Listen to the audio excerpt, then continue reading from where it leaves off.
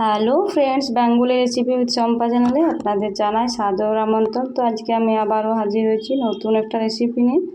আজকে আমি বানাবো কাতলা মাছের ঝোল। তো তার জন্য এখানে 250 গ্রামের মতো কাতলা মাছ ধুয়ে লবণ হলুদ মাখিয়ে নিচ্ছি।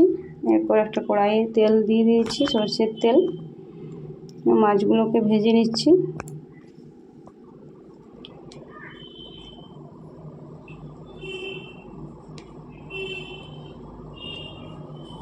তো মাছগুলো ভাজা হয়ে গেছে, এখন আমি মাছগুলো তুলে নিচ্ছি।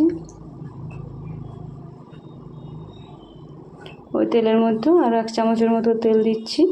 এরপর ফোড়নের জন্য নিচ্ছি একটা শুকনো লঙ্কা, কালো জিরে আর 1 টুকরো দারচিনি। এরপর কেটে রাখা পেঁয়াজগুলো দিয়ে দিচ্ছি। অল্প পরিমাণ লবণ দিচ্ছি যাতে টমেটো পেঁয়াজ ভালো করে গলে যায়।